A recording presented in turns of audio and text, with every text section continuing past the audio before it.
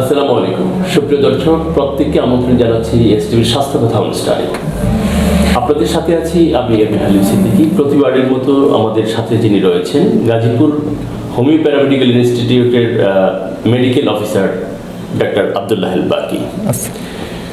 তো আজকে আমরা প্রতিদিনের মতোই আমরা যে কমন ডিজিজ যেগুলো রয়েছে, যে সকল সমস্যা মানুষের মধ্যে তৈরি হলে পরে মানুষের নিজেকে আনকমফোর্ট ফিল মনে করে, সেই ধরনের ডিজিজ নিয়েই আমরা প্রতিবার কথা বলে থাকি। বিশেষ করে এসটিভির যেই ধারাবাহিক আয়োজন স্বাস্থ্যগত অনুষ্ঠান, সেই অনুষ্ঠানে আমরা অ্যালোপ্যাথিক এবং হোমিও, ইউনানি এবং আয়ুর্বেদিক আমাদের দেশে প্রচলিত যে সকল স্বাস্থ্য ব্যবস্থাগুলো রয়েছে, সেই সকল ডক্টরদের নিয়ে আমাদের এই নিয়মিত আয়োজন। আমরা এর আগের পর্বে আমরা অ্যালোপ্যাথিক যে সকল ডক্টর প্রফেসর রয়েছেন তাদেরকে নিয়ে কথা বলেছি। আজকে আমরা আমন্ত্রণ জানিয়েছি বিশেষ করে গাজীপুর হোমিও প্যারামেডিক্যাল ইনস্টিটিউটের যিনি শ্রদ্ধাভাজন শিক্ষক ডাক্তার আব্দুল্লাহ আল বাকি। জি, ভালো আছেন? জি আছি আলহামদুলিল্লাহ। তো আজকে আমরা যেমনটি আমি বলছিলাম আমাদের দর্শকদের উদ্দেশ্যে, যে আমরা প্রত্যেকটি সময়ের বিবেচনা করে আমরা যতদূর জানি যে সুস্থ দেহ সুন্দর মন, সুস্বাস্থ্যই করে আনয়ন। তো সেক্ষেত্রে আমরা যতটা সুস্থ থাকবো আমরা সামগ্রিকভাবে ততটা সুখী হব। তো সুস্থ থাকতে গেলে আমাদের যে সকল সমস্যাগুলো হয়ে থাকে, যে সকল ডিজিজগুলো হয়, সেই ডিজিজগুলো থেকে আমরা কিভাবে বেঁচে থাকবো বা সেই ডিজিজগুলোকে কিভাবে এড়িয়ে চলবো, সেই বিষয়গুলো নিয়ে মূলত আলোচনা করি। আজকেও তেমন একটি বিষয় নিয়ে আমরা নির্বাচন করেই কথা বলছি। সেই ডিজিজটি হচ্ছে টনসিল বা আমাদের টনসিলাইটিস। তো সেই বিষয় নিয়ে আমি কথা বলবো আজকে দর্শকদের উদ্দেশ্যে। আপনাকে আমি প্রথমেই যে বিষয়টি জানতে চাই যে টনসিলাইটিস বিষয়টি কি এবং এটি কি ধরনের সিমটম নিয়ে প্রকাশিত হয়। আচ্ছা, টনসিল হচ্ছে আমাদের গলার ভিতরে দুই পার্শ্বে দুটি গ্ল্যান্ড আছে, সেই গ্ল্যান্ড দুটাকে বা মাংসপিণ্ডকে টনসিল বলে। অ্যাডেনয়েড গ্ল্যান্ড, এটাকে অ্যাডেনয়েড গ্ল্যান্ডও বলা হয়। তো এটাকে যখন এই গ্ল্যান্ড দুটাকে যখন স্ট্রেপ্টোকক্কাস হেমোলাইটিকাস নামক যে ব্যাকটেরিয়া যখন আক্রান্ত হয়, তখন তাকে টনসিলাইটিস বলা হয়। এটা তো প্রিয় দর্শক, আপনারা শুনছিলেন যে আমাদের আজকের বিষয় হচ্ছে টনসিল। আমরা জানি যে আমাদের বাসায়, আমাদের বাড়িতে, আমাদের পারিপার্শ্বিক যারা রয়েছেন সকলেই বিভিন্ন বয়সের লোক কিন্তু আছে। এর মধ্যে বিশেষ করে বাচ্চাদের ক্ষেত্রে তারা ফ্রিজের পানি, কোমল পানি এবং কোল্ড ড্রিঙ্কস বা আইসক্রিম এই সংক্রান্ত কিন্তু বেশি পছন্দ করে থাকে। সেক্ষেত্রে আমরা দেখি বাচ্চাদের কিন্তু অনেক সময় এই সমস্যাটি বেশি আকারে ধারণ করে। সেক্ষেত্রে এখান থেকে বা এই সমস্যাটি আসলে বাচ্চাদের বেশি হয় নাকি পূর্ণবয়স্কদের বেশি হয়, সেই ব্যাপারে আপনি আমাদের দর্শকদের বলুন। এটা সব বয়সের মানুষেরই হয়ে থাকে। মূলত শিশুদের এটা বা কম বয়সী যারা তাদের বেশি হয়ে থাকে, কারণ এরা চট করে একটা ঠান্ডা পানি বা ড্রিঙ্কস অনায়াসে খেয়ে ফেলে, বিধায় তারা এই সমস্ত এই টনসিলাইটিসে বেশি আক্রান্ত হয়। প্রিয় দর্শক, আপনারা দেখছিলেন এসটিভির স্বাস্থ্য কথা অনুষ্ঠান। পুরো অনুষ্ঠানটি সম্প্রচারিত হচ্ছে এসটিভি থেকে এবং আমাদের এই আজকের আয়োজনটি স্পন্সর করেছে গাজীপুর হোমিও প্যারামেডিক্যাল ইনস্টিটিউট। আমরা যেমনটি বলছিলাম, প্রতিবারই আমরা কথা বলে থাকি বর্তমান সময়ের প্রেক্ষিতে বা প্রেক্ষাপটে যেই ডিজিজগুলো আমাদের সবচেয়ে বেশি ডিস্টার্ব করে বা আমাদের প্রকোপ আকার ধারণ করে, সেই সকল আমরা ধারাবাহিকভাবে আমরা এর আগে কথা বলেছি কনস্টিপেশন নিয়ে, তার আগে কার্সিনোমা নিয়ে কথা বলেছি। এছাড়াও সেক্সুয়াল অনেক ব্যাপার আছে যেগুলো যে নিয়ে আমরা এখানে ডিসকাশন করি। আর বিশেষ করে আমাদের যিনি ডক্টর আছেন এখন, আজকের যে বিষয়টি ছিল সেটি হচ্ছে টনসিলাইটিস। তো টনসিলাইটিস যেটি আপনি বললেন, এটি আসলে কি ধরনের সিমটম এটা আমরা বুঝতে পারলাম এবং এটা বাচ্চা এবং বয়স্কদের ক্ষেত্রে হয়। তো আমি বলবো যে এই যে আমাদের যে সিজন চেঞ্জের একটা ব্যাপার থাকে, সেই সময়টিতে আসলে কোন সময়ে বা কেনই বা এইটি বেশি আকার ধারণ করে বা এখান থেকে বাঁচতে হলে আমাদেরকে কি করতে হবে? এটা যারা পুষ্টিহীনতায় যারা থাকে, অতিরিক্ত পুষ্টিহীনতার কারণে এই টনসিলাইটিস হতে পারে। এবং ঠান্ডা থেকে গরম এবং গরম থেকে ঠান্ডা যে ওয়েদারটা আছে, ওয়েদার চেঞ্জের যে বিষয়, সেই সময়টাকে আমাদেরকে একটু নজর দিতে হবে বা লক্ষ্য রাখতে হবে।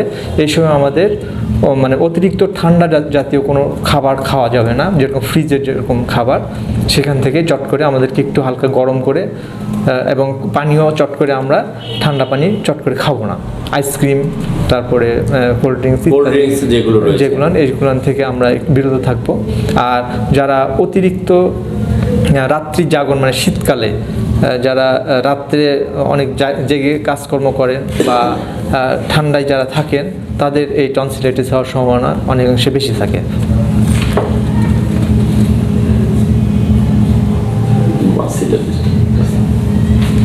প্রিয় দর্শক, আপনারা শুনছিলেন এসটিভির নিয়মিত আয়োজন স্বাস্থ্য কথা অনুষ্ঠান।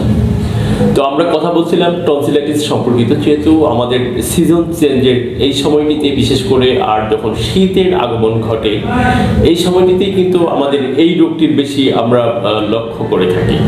তো সেই জন্য এই রোগটি যেহেতু আমাদের একটি বড় ধরনের সমস্যার সৃষ্টি করে, সেই জন্য এখান থেকে আমরা কিভাবে পরিত্রাণ পেতে পারি বা কিভাবে এটি থেকে বাঁচা যায়, সেই ব্যাপারগুলো নিয়েই কিন্তু আমরা কথা বলছি ডাক্তার সাহেবের সাথে। আমরা আমাদের যে বিষয়টি আপনি বললেন, যে আমরা জানতে পারলাম যে টনসিলাইটিসটি কি এবং এটি কাদেরকে বেশি হয় এবং কেন হয়, স্পেসিফিক কি কোনো কারণ আছে যে এই কাজগুলো কারণেই মূলত এই রোগটি বেশি আপনার। স্পেসিফিক যদি চিন্তা করি আমরা, তাহলে দেখব যে আমি তো বলেছি প্রথম অবস্থায় স্টেপ্টোকক্কাস হেমোলাইটিকাস ব্যাকটেরিয়া সংক্রমিত জনিত কারণে এটা হয়ে থাকে। আর শুধু এবং অন্যান্য কক্কাই শ্রেণীর ব্যাকটেরিয়ার কারণেও, সেই কক্কাই শ্রেণীর ব্যাকটেরিয়ার আক্রমণে এই রোগটা হয়ে থাকে। আর এটা ছাড়া ঠান্ডা তো আছে, ঠান্ডাজনিত কারণে এটা হয়ে থাকে টনসিলাইটিস। আর হ্যাঁ, আমরা বুঝতে পারছি যে মূলত যেটি তিনি বললেন ডাক্তার সাহেব, যে যখন মানুষ বা আমাদের সিজন চেঞ্জ হয় তখন কিন্তু এই রোগটি দেখা দেয়। দর্শক, আপনারা দেখছিলেন আমাদের এসটিভির ধারাবাহিক আয়োজন স্বাস্থ্য কথা অনুষ্ঠান। আমরা কথা বলছিলাম ডাক্তার আব্দুল মহিল বাকি, তিনি তথ্য দিচ্ছিলেন টনসিলাইটিস সম্পর্কিত। তো আমরা তো এতক্ষণ যাবত শুনছিলাম টনসিল আসলে কি, কেন হয়, কাদের কি বেশি হয়। তো আসলে এই টনসিল হলে কি ধরনের সিমটম আমরা ধরে নেব যে তার মধ্যে টনসিলটি হয়েছে বা এই ধরনের সমস্যা তৈরি হয়েছে? আচ্ছা, প্রথম অবস্থায় সে কোনো খাবার খেতে পারবে না এবং খাবার খেতে বা ঢোক গিলতে লাগলে প্রচণ্ড ব্যথা হবে এবং যদি হা করে দেখা হয় গ্ল্যান্ড দুটা ফুলে গেছে এবং সুপারির আকার ধারণ করেছে এবং লাল বর্ণ, গ্ল্যান্ডটা দুই পাশে থাকে, দুই পাশে এটা ফুলে যাবে, লাল আকার ধারণ করবে। জি, লাল আকার ধারণ করবে এবং অনেক সময় এখানে ইনফেকশন হয়ে যাবে এবং এখানে ফোড়া বা পুজের মতো সৃষ্টি করবে এটা। জি, আর তাছাড়া আমরা জানি যে এই রোগের জন্য আমরা এর আগে আমাদের অ্যালোপ্যাথিক ডাক্তার সারোয়ার আলম, তিনি কিন্তু বলেছিলেন যে এরকমটি ধারণ করলে তখন আসলে সার্জারিতে যেতে হয়।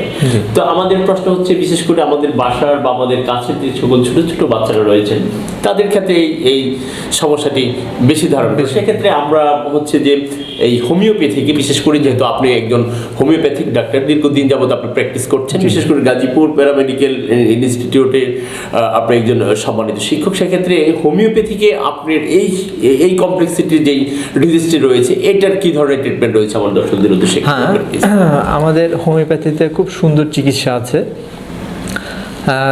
এটা প্রাথমিক অবস্থায় যদি আমাদের হোমিওপ্যাথি বা সদৃশ্য বিধান মতে চিকিৎসা করা হয়, তাহলে রোগী পুরোপুরিভাবে সম্পূর্ণভাবে সুস্থ হয়ে যায়। আর যে সমস্ত মেডিসিন যেটা আছে আমাদের এখানে অ্যাকোনাইট, বেলেডোনা, রাস্টাক্স, মার্সাল, মার্কর, থুজা, ল্যাকেসিস ইত্যাদি ওষুধ আমরা ব্যবহার করে থাকি। তো এই ওষুধগুলোর নাম বললেন, এই ওষুধের মধ্য দিয়ে এই যে টনসিলাইটিসের যে সমস্যা রয়েছে সেটিকে নিরাময় করা সম্ভব, আপনি বলছেন, তাই তো?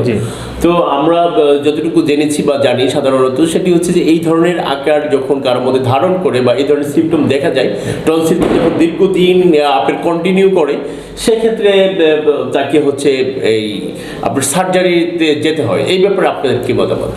চট করে সার্জারিতে না যাওয়াটাই উত্তম, কারণ আমাদের শ্বাসনালীতে যদি বাহির থেকে কোনো রকমের ব্যাকটেরিয়া আক্রমণ করে, তাহলে আমাদের এই অ্যাডিনয়েড গ্ল্যান্ড বা এই টনসিল গ্ল্যান্ড সেটা প্রোটেক্ট হিসেবে ব্যবহার হয়, right? যেন এখান থেকে মানে গলার ভিতর থেকে যে লালা নিঃসরণ হয় সেই এই অ্যাডেনয়েড গ্ল্যান্ড থেকে এই লালা নিঃসৃত হয় এবং এই সমস্ত ব্যাকটেরিয়াকে প্রতিহত করে। তো এইখানে আমরা বুঝতে পারলাম যে এই গ্ল্যান্ডটি যখন একজনের মধ্যে ফুলে যায়, লাল আকার ধারণ করে দীর্ঘদিন থাকে, সেক্ষেত্রে পুঁজ বা এই টাইপেরও কিছু নিঃসৃত হয়। সেক্ষেত্রে আসলে এইখান থেকে যখন আপনার চিকিৎসার মধ্য দিয়েও যদি এটিকে কমিয়ে না নিয়ে আসা হয়, সেক্ষেত্রে সার্জারির ব্যাপারে আপনারা সাপোর্ট করেন, তাই তো? জি, অবশ্যই। এটা একটা পর্যায়ে আসে, তখন সেই পর্যায়ে এটা একটি বিষয়। আরেকটি বিষয় হচ্ছে যে এইখান থেকে যেহেতু এটা দীর্ঘদিন কন্টিনিউ করার ফলে এখান থেকে কোনো ধরনের কার্সিনোমা বা ক্যান্সারে আক্রান্ত হওয়ার কোনো পসিবিলিটি থাকে বলে আপনি মনে করেন? এটা যদি দীর্ঘমেয়াদী অপচিকিৎসা করা হয়, এটা হচ্ছে বারবার হচ্ছে কিন্তু সঠিক চিকিৎসাটা হচ্ছে না, সেই ক্ষেত্রে অনেক সময় ক্যান্সার হওয়ার সম্ভাবনা থাকে এখান থেকে। প্রিয় দর্শক, আপনারা শুনছিলেন এসটিভির স্বাস্থ্য কথা অনুষ্ঠান। এই অনুষ্ঠানটিতে আমরা বিভিন্ন সময়ে বিভিন্ন প্রসঙ্গ, বিভিন্ন ডিজিজের উপর কথা বলে থাকি। আজকের এই অনুষ্ঠানটি স্পন্সর করেছে গাজীপুর হোমিও প্যারামেডিক্যাল ইনস্টিটিউট। এইভাবেই ধারাবাহিকভাবে আমাদের এই অনুষ্ঠান চলবে, আপনারা আশা করি দেখতে থাকবেন। আর আজকের অনুষ্ঠানে মূলত আমরা একান্ত শেষ প্রান্তে চলে আসছি। আমরা সর্বশেষ যেই প্রশ্নটি রাখতে চাই সেটি হচ্ছে, এই যে সমস্যার কথাগুলো বললেন এগুলোর সাথে আমরা পরিচিত হলাম, তবে বিষয়টা হচ্ছে যে এইগুলো থেকে আমাদের চিকিৎসার পর্যন্ত আমরা আসছি। এখন বিষয়টা হচ্ছে যে এইখান থেকে আমরা বেঁচে থাকতে হলে আমাদের কি কি করণীয় রয়েছে, বা আমরা দৈনন্দিন জীবন প্রবাহের মধ্যে, আমাদের খাদ্য তালিকার মধ্যে বা আমাদের জীবন চলাচলের মধ্যে কি কি ধরনের পরিবর্তন নিয়ে আসলে এই ধরনের সমস্যা থেকে আমরা বেঁচে থাকতে পারি বলে আপনি মনে করেন? আমরা অনিয়ম, অর্থাৎ চট করেই কোনো ফ্রিজ থেকে বা ঠান্ডা জাতীয় বা কোল্ড জাতীয় খাবার চট করে খাবো না। আর যখন সিজন চেঞ্জ হয় সেদিকে একটু লক্ষ্য রাখতে হবে। তাই এটাই মূলত আসলে যেটি আপনি বলতে চাইলেন যে আমরা ওই খাবারের মধ্যে ঠান্ডা জাতীয় ফ্রিজ আপ করা যে সকল খাবারগুলো রয়েছে সেইগুলো আমরা অ্যাভয়েড করব। আর তাছাড়া যখন আমাদের সিজনগুলো চেঞ্জ হয়, বিশেষ করে যখন শীত এবং গ্রীষ্ম যখন আসে, সেই আগমনীর সময়টাতে যেহেতু শীত থেকে গরম থেকে শীত, এই যে একটি আনকম্বিনেশনের যে একটা অবস্থা, সেই অবস্থার সময় আমাদেরকে আরো বেশি কনসাস হতে হবে, আরো বেশি সতর্ক হতে হবে। এটাই ছিল আপনার মোটামুটি আমার দর্শকদের উদ্দেশ্যে মেসেজ, তাই? তো আমরা যেহেতু শেষ করতে যাচ্ছি, আমাদের দর্শকদের উদ্দেশ্যে আপনি কিছু বলার থাকলে। দর্শক বন্ধুরা, আপনারা অবশ্যই যখন চিকিৎসা নেবেন অবশ্যই সুচিকিৎসার মাধ্যমে চিকিৎসিত হবেন, এবং আমাদের হোমিওপ্যাথিতে খুব ভালো চিকিৎসা আছে, এবং আমরা এই চিকিৎসার মাধ্যমে প্রাথমিক অবস্থায় রোগীকে সম্পূর্ণভাবে আরোগ্য করতে পারি বা সক্ষম হতে পারি আমরা। যে ধন্যবাদ ডাক্তার সাহেব আপনাকে আমাদের স্টুডিওতে এসে সময় দেওয়ার জন্য। প্রিয় দর্শক, আপনি দেখছিলেন এসটিভির স্বাস্থ্যগত অনুষ্ঠান। এই অনুষ্ঠানে আমরা ধারাবাহিকভাবে আলোচনা করি যে সকল কমন ডিজিজগুলো রয়েছে সেগুলো নিয়ে। তাছাড়াও প্রিয় দর্শক, আমরা আমাদের দেশে এবং বিশ্বে কোভিড-19 যেই সংক্রমণ হওয়ার হার বা সংক্রমিত হওয়ার যে অবস্থান, সেটি কিন্তু সেকেন্ড ওয়েভ ধারণ করেছে। সেক্ষেত্রে আমরা আমাদের এই অনুষ্ঠান থেকে আমরা নিজেরাও সতর্ক হব, আপনাদেরকেও আমরা বলে দিতে চাই যে আমরা যখন বাসা থেকে বিভিন্ন কাজে বের হবো তখন যেন অবশ্যই আমরা মাস্কটি ব্যবহার করি। সেই সাথে আমরা আরেকটা কাজ করবো, সেটা হচ্ছে আমরা যখন যেখান থেকে আসি না কেন অবশ্যই আমরা যেন এসে ভালো মতো হাত ধৌত করে আমরা বাসায় প্রবেশ করি, এবং বাসায় এসেই আমরা ছোট বাচ্চা বা বৃদ্ধ লোক যারা রয়েছে তাদের কাছে প্রথমে আমরা না যাই। সেই জন্য আপনাদেরকে বিশেষভাবে মনোযোগ আকর্ষণ করছি, এই বার্তা জানিয়ে সকলের সুস্বাস্থ্য এবং সমৃদ্ধ এবং মঙ্গল কামনা করে পরবর্তী আমাদের অনুষ্ঠান দেখার আমন্ত্রণ জানিয়ে টেলিভিশন সেটের সামনে বসে এতক্ষণ ধরে আপনারা যারা আমাদের অনুষ্ঠান দেখছিলেন সকলকে আন্তরিক ধন্যবাদ জানিয়ে এখানে শেষ করছি। আল্লাহ হাফেজ।